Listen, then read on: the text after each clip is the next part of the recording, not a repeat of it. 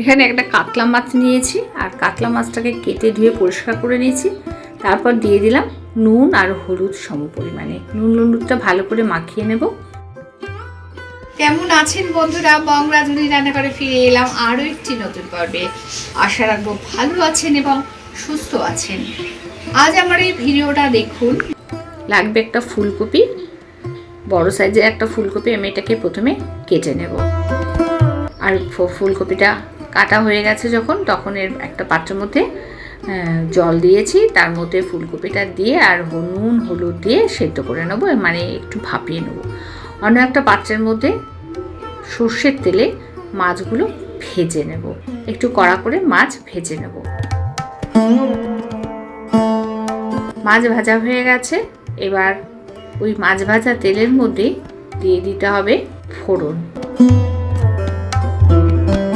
তার আগে ফুলকপিটা ভেজে নেব। ফুলকপিগুলো ভালো করে ভেজে নেব। মাছগুলো ভেজে তুলে রেখেছি, আর ফুলকপি যেগুলো আছে সেগুলো সব ভালো করে ভেজে নিলাম। ফুলকপিটা যখন ভাজা হয়ে গেছে তুলে নেব। আর ওই ফুলকপি ভাজার তেলের মধ্যে দিয়ে দেবো আলু। আলুটাও ভালো করে ভেজে নেব।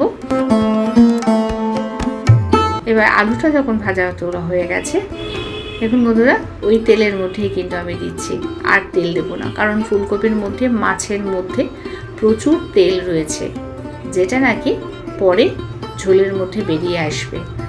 তাই আর তেল না দিয়ে ওই তেলের মধ্যেই আমি সাদা জিরে, তেজপাতা, ছোটো এলাচ, দারচিনি ফোড়ন দিয়ে পেঁয়াজটা ভেজে নিলাম। আর তার মধ্যে টমেটোটাও দিয়ে ভেজে নেব। তার মধ্যে নুন দিলাম আর রেগুলার মশলা দিয়ে অল্প একটু জল দিয়ে ভালো করে কষিয়ে নেব মশলাটা যখন ফুটছে তখন দিয়ে দিলাম ওই ভেজে তুলে রাখা সেই আলুগুলো, আর সেই পরিমাণে নুনও দিচ্ছি।